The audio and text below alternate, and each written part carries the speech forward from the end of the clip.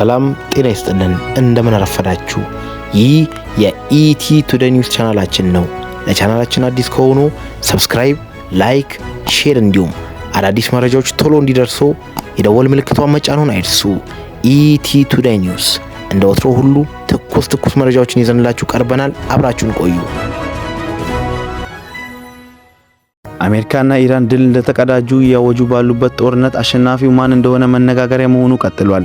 አሜሪካና ከኢራን ጋር የምታደርገውን ጦርነት ማቆሟን እየተናገረች መሆኑ ቢገለጽም በሁለቱ ሀገራት መካከል የተኩስ አቁም ከተደረገ ከሳምንታት በኋላ ማክሰኞ ዕለት የአሜሪካ ውጭ ጉዳይ ሚኒስቴር ማርኮ ሩቢዮ ኤፊ በፓሪ ይህን በማለትም የተጠራውን ዘመቻ ማብቃቱን ተናግረዋል። በአሜሪካና በኢራን መካከል በተደረገው ጦርነት ማን እንዳሸነፈ የሚገለጽ ነገር ባይኖርም መልሶ የሚወሰነው ግን የጦርነት ታሪክ እንደሚናገረው በወገን የሚወሰን ይሆናል ተብሏል። ኢራን ከሀገሪቱ መገናኛ ብዙሃን ሀያላን ጋር ባደረገችው ነገርም የጦርነቱን ሁኔታ መቋቋማቸውንና ማክሸፋቸውን ዘግበዋል። በአሜሪካ በኩል ደግሞ ዶናልድ ትራምፕና አስተዳደራቸው ኢላማቸው እንዲሳካ ድል እንደተቀዳጁና ነገር ግን በአደባባይ ከሚነገሩ አስተያየቶችና ከሚወጡ መግለጫዎች ባሻገር ከመረጃ ጀርባ የሚደረጉ ድርድሮች ጦርነቱን ባልተናነሰ ሁኔታ ወሳኝ እንደሆነም ተናግረዋል። ከአክሲዮንስ ሮይተርስ እና ከሌሎችም የአሜሪካ ሚዲያዎች ጋር የተገኙ ዘገባዎች እንደሚያሳዩት ዋይት ሃውስ እና ኢራን ባለፉት 14 ነጥብ መግባቢያ ስምምነት መፈራረም መቃረቡን ያምናል ተብሎ ተነግሯል። ሰነዱም ኢራን በኒውክሌር ፕሮግራም በሆርሙዝ ባህር ወሽመጥ በሰፊው ቀጠና ውጥረቶች ላይ ቀጣይ ድርድር ለማድረግ የሚያስችል ማዕቀፍ እንደሚፈጥር ተነግሯል። ኢራን የውጭ ጉዳይ ሚኒስቴር ቃል አቀባይ ሀገሪቱ እቅዱን እየገመገመች መሆኑንና ምላሹን በፓኪስታን በኩል እንደምታሳውቅ ተናግሯል።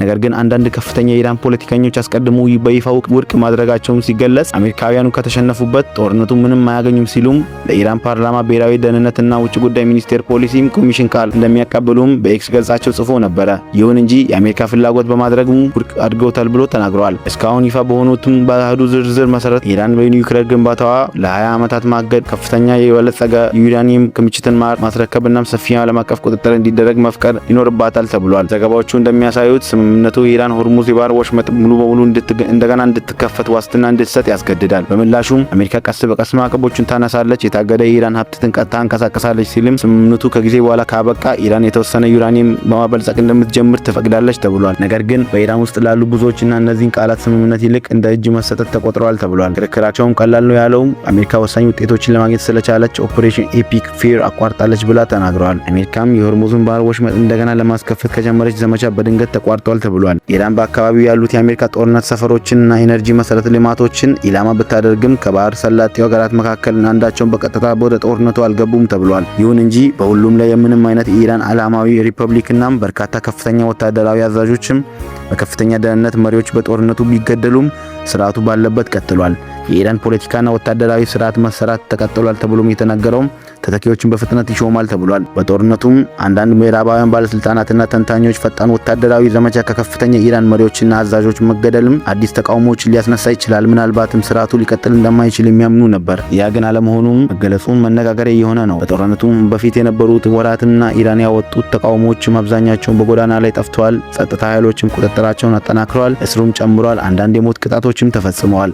በተመሳሳይ ጊዜ ደግሞ የመንግስት መገናኛ ብዙሃን በርካታ ከተሞች የመንግስትን የሚደግፉ ሰልፎችን በተደጋጋሚ ሲያካሂዱ ቆይተዋል። የኢራን ፓርላማ አፈ ጉባኤ ዋነኛ ተደራዳሪ መሐመድ ገቢር ባለፉት በቅርቡ ባለው ሁኔታም በመቀጠል ለዩናይትድ ስቴትስ አዋጪ ያለመሆኑንና በሚገባ እናውቃለን፣ ነገር ግን እኛ አልጀመርንም ሲሉ ተናግረዋል። ለኢራን አመራር በህይወት መትረፍ ብቻ ሳይሆን ይህም ሌላም እድል ሊሆን ይችላል። በተለይም ቴህራን በአካባቢውና በእስራኤል አካባቢ በአሜሪካ ሰፈር ሰላጤዎችን በሲቪል መሰረተ ልማቶች ያደረሰችው ጉዳት ስትመለከት ድሏን ታላቅ እንደሆነ ልታውጅ ትችላለች ብለዋል። ለዚህም ነው ቴህራን ሌላ ዙር ጦርነት ቢመጣ ግድ እንደማይሰጣት ዝግጁ መሆኑን የገለጸችው። ኢራን ባለስልጣናት ከተቃዋሚዎቻቸው ይልቅ ኢኮኖሚያቸውንና ወታደራዊ ጫናን እንዲሁም የተራዘመ ጦርነት የበለጠ መቋቋም አቅም እንዳላቸው ያምናሉ። በተጨማሪም የሆርሙዝ ባህር ወሽመጥ መዘጋት ኢራን አሁንም በዓለም አቀፍ ኢኮኖሚ ምን ያህል ተጽዕኖ እያሳደረች ያሳያል ሲሉም ወሽመጡ ዓለም አቀፍ ነዳጅና ጋዝ ማስተላለፊያ በላይ መሆኑ ተረጋግጧል። በአካባቢው ጸጥታና መፍረስ መርከብ ጭነትንና ምግብ አቅርቦትን በኢንሹራንስ ወጪንና ሰፊ የዓለም አቀፍ ንግድ አስተጓጉሏል ተብሏል። ኢራን አሁንም የሆርሙዝ ወሽመጥን እንደገና መክፈት እንደ ስምምነት ሳይሆን እንደ መደራደሪያ መሳሪያ አድርጋ ትመለከተዋለች። ይህን ለቀጠናው ሰፊ መዘዝ ሊያስከትት ይችላል። እንደዚህም ተብሎ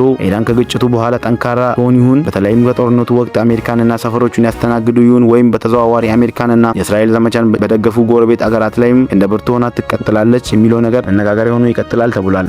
ይህም ማለትም ኢራን የፈለገችውን ሁሉ አሳካች ማለት አይደለም። ነገር ግን ሀገሪቱ ከፍተኛ ጉዳት ደርሶባታል፣ በከፍተኛ ወታደራዊ ስልጣናትና ቁልፍ መሰረተ ልማቶች አታለች፣ እንዲሁም ተቃውሞዎችን ሊያጣጥል የሚችል ከፍተኛ ኢኮኖሚ ጫና ውስጥ ትገኛለች ተብሏል። አሜሪካና ኢራን በተራራቁ ቁጥር የጦር መሳሪያዎችን ያሰላ አከማችተውም ኢራን ውስጥ ዘልቀው መግባት መምታት እንደሚችሉ አሳይተዋል። ነገር ግን ጦርነቶቹ ሁልጊዜም ቢሆን የሚወሰኑት በጦር ሜዳ ብቻ አይደለም። ይህ ግጭት በስተመጨረሻ በጦርነቱ ሳይሆን ለማስቆም በተደረገው ድርድር ውጤት ሊመዘን ይችላል ተብሏል። አሜሪካ ኢራንን ወደ ወሳኙ ኒውክሌር ስምምነት እንድትገባ ካስገደደች አሜሪካ ስኬታማ ትሆናለች። ኢራን በቀጠናው ያላትን ተጽዕኖ ደግሞ ካስጠበቀች የኒውክሌር መርሃ ግብሯን በቋሚነት ለመቀጠል ከቻለች ኢራን በምትኩ ድል ትነሳለች ተብሏል። ይህም ግጭት በስተመጨረሻም በጦርነቱ ሳይሆን ያንን ለማስቆም በተደረገው ድርድር ውጤት ሊፈተሽ ይችላል ተብሏል። ለጊዜውም በሁለቱ ሀገራትና በህዝባቸው በጦርነቱ ማሸነፋቸው የተናገሩ ቢሆንም ትክክለኛው መልስ ግን ግልጽ የሚሆነው ሁለቱ ወገኖች በጠረጴዛው መጥተው እስከ መጨረሻው ድረስ በመደራደር ከስምምነት መድረስ ሲችሉ ብቻ ነው ተብሏል። ዘገባው የሮይተርስ ነው።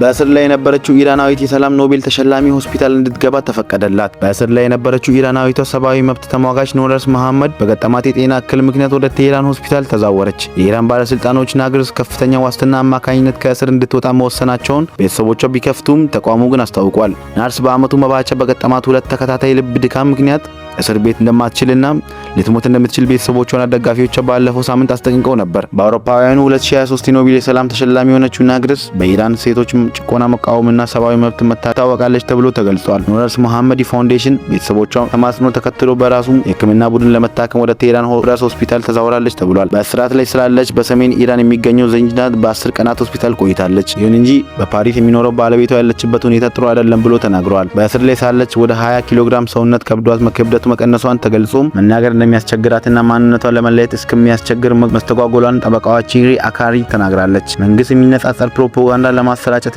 ከመንግስት ጸጥታ መዋቅር ጋር ለመጋጨት ክሶች በአውሮፓውያኑ 2021 በ13 ዓመት እስር ቤት ተፈርዶባት ነበር። ይሁን እንጂ ክሶቹ ያስተባበለች ሲሆን በ2024 የጤና እክል ምክንያት አደገኛ የኢራን ኢቪስ እስር ቤት እንድትወጣ ተወስኖ ነበር። ባለፈው ታህሳስ በመታሰቢያ ስነ ስርዓት ላይ ተንቀሳቃሽ ንግግር ማድረግ የቻለችውም የኢራን መንግስት በወንጀሏን በቁጥጥር ስር ውላለች ተብሎ ቢነገርም ስትታሰር በመደብደቧ ምክንያት ሆስፒታል መወሰዷን ቤተሰቦቿ ገልጸዋል። ጥር ላይ ኢራን አብዮታዊ ፍርድ ቤት ተጨማሪ 7 ዓመት ተኩል እስራት ፈርዶባታል ተብሎ ቢገለጽም ጠበቃዋ እንዳሉት ደግሞ የቀረበባት ክስ ለፕሮፓጋንዳ እንቅስቃሴ መሰብሰብና መመሳጠር ነው ሲሉም ገልጸዋል። የመብት ተሟጋቾቿም ደግሞ ወንድም ሐምድ ሪዛ እንደተናገረው እህቱ ዛጂዳ እስር ቤት የገባችው በገጠማት ልብ ድካም ሳቢያ ራሷን ስታ ተገኝታለች። የቤተሰቧ ተቋም ከእስር ቤት መውጣት ብቻውን በቂ አይደለም፣ ቋሚና ልዩ ክትትል ያስፈልጋታል፣ ወደ እስር ቤት ተመልሳ የተፈረደባትን የ18 ዓመት እንድትጨርስ መደረግ አለበት ሲል መግለጫ አውጥቷል። ክሶቿ በአጠቃላይ ውድቅ የተደረገው ያለ ቅድመ ሁኔታ ነጻነቷ እንዲከበር በማድረግ ያለብን አሁን ነው ሲሉም ማንኛውም ሰውም ወይም ሴቶች መብት ተሟጋቾች በሰላማዊ ስራቸው ምክንያት መታሰር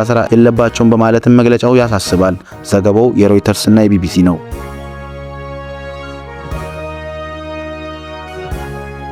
በአፍሪካ ፊልም አዋርድ ላይ የታየው ከ500 ዳቦዎች የተሰራው ቀሚስ ግንቦት 2 2018 ዓ.ም ምሽት በናይጄሪያ ሌጎስ በተካሄደው 12ኛ የማጂክ ፊልም ተመልካቾች ምርጫ ሽልማት የአፍሪካ ግዙፍ ፊልምና የፋሽን ምሽት በመባል ይታወቃል። ይሁን እንጂ አፍሪካ ማጂክ ተመልካቾች ምርጫ ሽልማት የናይጄሪያ ዝነኞችን ጨምሮ ከደቡብ ምዕራብና ምስራቅ አፍሪካ ሀገራት የተወከሉ ስመጥር ተዋናዮች፣ በመገናኛ ብዙሃን ባለሙያዎችና ከፍተኛ ኃላፊዎች በተገኙበት በድምቀት ተከናውኗል። ኤኤምኤፍሚሲ የአፍሪካ ፊልቸር ፊልም፣ ቴሌቪዥን፣ ድራማና ዶክመንተሪ ስራዎች የላቀ ጥራት ያለው ዝግጅት ይዘቶችንና የጎላ ስራ ከውኗል ተባለውም በተመልካቾቹ ከፍተኛ ኪነ ጥበብ ባለሙያዎች የተመረጡ ባለሙያዎች የሚሸለሙበት ሽልማት ስነ ስርዓት ነው። እሁድ ግንቦት 2 2018 ዓ.ም በናይጄሪያ በተካሄደው 12ኛ የአፍሪካ ፊልሞች አዋርድ ላይም ታዋቂ ፊዎች፣ የፊልም ባለሙያዎች እንዲሁም ማህበራዊ ሚዲያ ተጽዕኖ ፈጣሪዎች በተለያዩ አልባሳት ተውበው ተገኝተዋል። ግዙፉ የአፍሪካ መገናኛ ይዞት ባቀረበው የአፍሪካ አማካኝነት በናይጄሪያ ሌጎስ በተካሄደው በዚህ ፊልም አዋርድ ዝግጅት ላይ የተገኙ ታዋቂ ሰዎችም የአህጉሪቱን ባህል ከማሳየት በዘለለ በአልባሳቶቻቸው ተፎካክረዋል። በላጎስ በሚገኘው ኢኮ ሆቴል በተካሄደው ዓመታዊ ኮንፈረንስ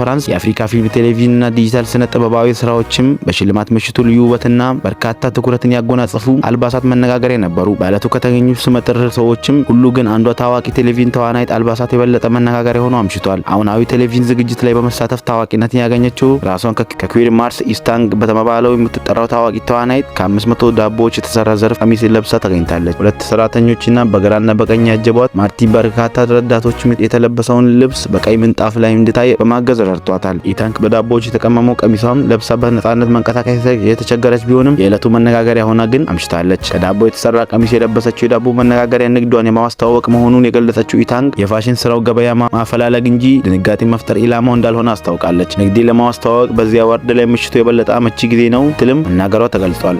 ቀሚሱ ዲዛይን ያደረገችው ቲታና ኢምፓየር ባለቤት ቶይላዋን ስትሆን ኢንስታግራም ገጿ ላይ ሁሉም የራሱን ንግድ ሊልበስ የሚል መሪ ቃል ንቅናቄ መጀመሯን ተናግራለች። በማህበራዊ ሚዲያ ገጾች ላይ ወዲያውኑ መነጋገሪያ የሆነው አልባሳቱም የተወሰኑት ይደነቁ፣ አንዳንዶቹ ደግሞ ተተችተዋል። የራስን ንግድ ከፊት ማስቀደም ያሳያል ሲሉ ያሞካሹት እንዲሁም ምግብን የማባከን ነው በማለትም ደግሞ ያብጠለጠሉት አልጠፉም። ዘገባው የቢቢሲ ነው።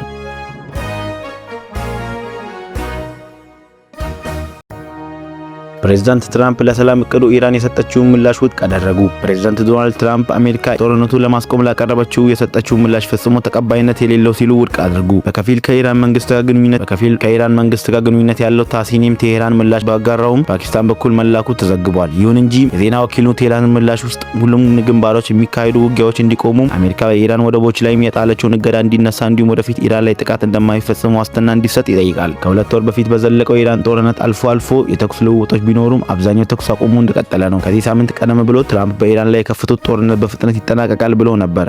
ነገር ግን በእስራኤሉ ጠቅላይ ሚኒስትር ቤንጃሚን ኔታንያሁ ጦርነቱ ተጠናቋል ከማለታቸው በፊት ኢራን ያከማቸችውን የበለጸገ ዩራኒየም ማውጣት አለበት ሲሉ ጠይቀዋል። ኔታንያሁም በሲቢኤስ ላይ በሚቀርቡ በ60 ሚኒትስ በተሰኘ ፕሮግራም በሰጡት ቃለ ምልልስ አሁንም ያልተለመደው ማበልጸጊያም ማዕከላት አሉ ብሎ ተናግረዋል።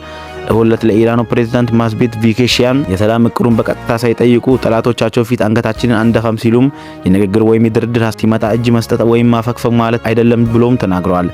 ትራምፕ በትሩዝ ሶሻል ማህበራዊ ሚዲያ ገጻቸው ላይ በተወካይ በኩል ባቀረቡት የኢራን ምላሽ አነበብኩት፣ አልወደድኩትም፣ ምንም ተቀባይነት የለውም ሲሉም ጽፈዋል። የአሜሪካ መገናኛ ብዙሃን የሆኑት አክሲዮንስ ውስጥ አዋቂ ምንጮች እንደተናገሩት የአሜሪካ ያቀረበችው ባለ 14 ነጥብ እቅድ ኢራን ኒውክሌር ማበልጸጓን እንድታቋርጥ የተጣለባት ማዕቀብ እንዲነሳ፣ በሆርሙዝ ወሽመጥ ላይ የሚደረገውን ነጻ እንቅስቃሴ እንዲቀጥል የሚጠይቁ ሀሳቦችን የያዘ ነው። መገናኛ ብዙሃኑ በዘገባው ስለ እቅዱ ማብራሪያ የተሰጣቸው ያልተጠቀሱ የአሜሪካ ባለስልጣናት ሁለት ግለሰቦችን ጠቅሰዋል። እነዚህ ምንጮች በመግቢያው በሰነዱ እንደተጠቀሱት ከሆነ አብዛኛዎቹ ነጥቦች በመጨረሻ ስምምነት መነሻ መሆኑን ያገለግላሉ ተብሏል። ኢራን የዓለም 20% ነዳጅና ጋዝ የሚተላለፍበትን የባህር ወሽመጥ እየዘጋች ነው። አሜሪካ በበኩሏ ኢራን ወደቦች የሚገቡና የሚወጡ መርከቦችን እየከለከለች ሲሆን ቴህራን ድርድር ጠረጴዛ እንድትመጣ ጫና ለመፍጠር ያለመ ነው ተብሏል። ኢራን እንደ አውሮፓውያን አቆጣጠር ግንቦት 6 በሩስ ሶሻል ሚዲያ ገጻቸው ላይ ባቀረበችው የሰላም ሀሳብ የማትስማማ ከሆነም ዳግመኛ ድባቡ እንደሚጀመር ጽፈው በዚህ በፊት ከታየው ሁሉ የከፋ ይሆናል ሲሉ አስጠንቅቆ ነበር። ዘገባው የሮይተርስ ነው። ኢራን በወሽመጡ ላይ የሚሰማሩ የፈረንሳይና የብሪታንያ ባህር ኃይሎችን አስጠነቀቀች። ኢራን በሆርሙዝ ወሽመጥ ላይ የፈረንሳይ ወይም የብሪታንያ የባህር ኃይሎች የሚሰማሩ ከሆነ ወሳኝና ፈጣኝ ምላሽ እንደምትሰጥ አስጠንቅቃለች። የፈረንሳዩ ፕሬዝዳንት ማክሮን በሀገራቸው በወሽመጡ ላይ የባህር ኃይሏን ለማሰማራት እቅድ እንደሌላት ገልጸው ነበር። ነገር ግን ኢራን ጋር መተባበር የደህንነት ተልዕኮ የሚሰጠውን ጦር እንደሚሆን ተናግረዋል። ቅዳሜ ዕለት ብሪታንያ የባህር ኃይል ሆርሙዝ ወሽመጥ ላይ የሚኖረውን መርከቦች እንቅስቃሴ ለመከላከል የሚደረግ የዓለም አቀፍ ተልዕኮ ላይ ለመሳተፍ ወደ መካከለኛው ምስራቅ የጦር መርከቡን መላኩ አስታውቋል። ዩናይትድ ኪንግደም ጠቅላይ ሚኒስትርና የፈረንሳዩ ፕሬዝዳንት በጋራ በመሆን ጦርነቱ ካበቃ በኋላ ይጀምራል ተብሎ ይህንን የዓለም አቀፍ ተልዕኮ ደግፈው ተናግረዋል። ሰኞ ዕለት በ40 ሀገራት ላይ የሚወጣው መከላከያ ሚኒስትሮች በዩኬ የበላይነት የሚመራውን ወሽመጡ ላይ የሚደረግ መርከብ እንቅስቃሴ በመከላከል ዘመቻ እቅድ ላይ ተገኝተው ይወያያሉ ተብሎ ይጠበቃል። የዩኬውን ኮን ሃይሊና የፈረንሳዮቻቸው ኮትሪ ቫልቶሪ እና በጋራ በመሆን ስብሰባውን የሚመሩ ሲሆን የጦርነቱ ከቆመ በኋላ በወሽመጡ ላይ የሚደረጉ መርከብ እንቅስቃሴዎች እንዴት እንደሚጠበቁ ይመካከራሉ ተብሎ ተገልጿል። ቴህራን የዓለም አቀፍ አምስተኛ የነዳጅ ዘይትና የተፈጥሮ ጋዝ የሚጓጓዝበትን መስመር አሜሪካና እስራኤል ጦርነት ከከፈቱ ከየካቲት 21 2018 ዓ.ም ጀምሮ ሙሉ በሙሉ ዘግተዋለች። የኢራን ጦር አቀባይ መሐመድ አክረማዚያ በሆርሙዝ ወሽመጥ በኩል የሚያልፉ መርከቦችን ከቴህራን ጋር በቅድሚያ የማይተባበር ከሆነ ከባድ እርምጃ እንደሚወሰድባቸው ማስጠንቀቃቸውን የኢርና ዜና ወኪል ዘግቧል። አክራሚያን አክለውም አሜሪካኖች ይህንን የሰሜን ንግድ ውቅያኖስ የሚገኘውን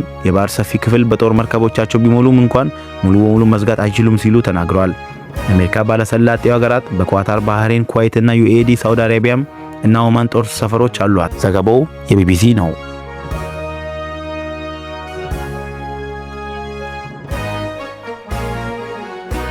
ትራምፕ የኢራን የሰላም እቅድ ውድቅ ካደረጉ በኋላ የነዳጅ ዋጋ ጨመረ። ፕሬዝዳንት ዶናልድ ትራምፕ የአሜሪካን የሰላም እቅድ የሰጠችውን ምላሽ ውድቅ ካደረጉ በኋላ የነዳጅ ዋጋ ጭማሪ አሳየ። ቴህራን ምላሹን በሰጠችበት በአደራዳሪዎች ፓኪስታን በኩል ሲሆን ግጭቱ ወዲያውኑ እንዲቆም ከዚሁም በኋላ ምንም አይነት ጥቃት እንደማይፈጸምባት ማረጋገጫ እንዲሰጣት መጠየቋን ታስኒም ዜና ወኪል ዘግቧል። ሰኞ ዕለት ብሬንት ድፍድፍ ነዳጅ በኤስያ ገበያ በበርሜል 4.1 በመቶ ጭማሪ በማሳየት $105 ተሽጧል። የዓለም አቀፍ 20 በመቶ ነዳጅና የተፈጥሮ ጋዝ መተላለፊያ የሆነው ሆርሙዝ የካቲት መጨረሻ ሳምንት ጀምሮ ከአሜሪካና ከኢራን መካከል ጦርነት በመቀስቀሱ ዝግ ሆኗል ተብሏል። ጦርነቱ ከተጀመረ በኋላ አንስቶም የነዳጅ ዋጋ በከፍተኛ ደረጃ እየጨመረ የመጣ ሲሆን የብሬንት ድፍድፍ ነዳጅ ዋጋ በበርሜል $100 በላይ እየተሸጠ ይገኛል። የዓለም 1/5 ነዳጅ የሚተላለፍበት የሆርሙዝ ወሽመጥ ከተዘጋ በኋላ ቴህራን ለማቋረጥ የሚሞክሩ መርከቦች ላይ ጥቃት እንደምትፈጽም ለመግለጽ አስጠንቅቃለች። ጦርነቱ ከተጀመረበት ከየካቲት 21 2018 ዓ.ም ጀምሮ እስከ ግንቦት ድረስ በሆርሙዝ የመቋረጥ የሞከሩ 26 ነዳጅና ኮንቴይነር ጫኝ መርከቦች ላይ ጥቃት መፈጸሙ ተገልጿል። መርከቦቹ ላይ ጥቃት የደረሰበት ተወንጫፊዎች አነስተኛ ጀልባዎች በቦምብም ሲሆን በአብዛኛዎቹ ጥቃቶች የተፈጸሙት ከኦማን ባህር ዳርቻ የወጣ ስፍራ ሲሆን እንዲሁም የዩኤኢ ፌዴራል ውድ በወደብ አቅራቢያ መሆኑ ተገልጿል። ዓለም አቀፍ የባህርና የትራንስፖርት ድርጅት ሆርሙዝ ወሽመጥ ከ1500 እስከ 2000 መርከቦች እንዲሁም ከ20,000 ባህረተኞች መንቀሳቀሻ አውጥተው መቆማቸውን አስታውቋል። ዋና ኢነርጂ ኩባንያዎች የዓለም አቀፍ ነዳጅ ጋዝና ጭማሪ ማሳየቱን ተከትሎ ትርፋቸው መጨመሩን ይፋ አድርገዋል። ለሁለት አራም ካለፉት ከ3 ወራት ያገኙት ትርፍ ባለፈው ዓመት ተመሳሳይ ጊዜ ሲነጻጸር 25 በመቶ ጭማሪ ትርፍ ማግኘቱን አስታውቋል። ባለፈው ወር እንዲሁም በቢፒ መጀመሪያዎቹም የ3 ወራት ትርፉ በእጥፍ ላይ መጨመሩን የገለጸ ሲሆን ሼል ደግሞ ባለፈው ሳምንት ትርፉ ከፍ ማለቱን ተናግሯል።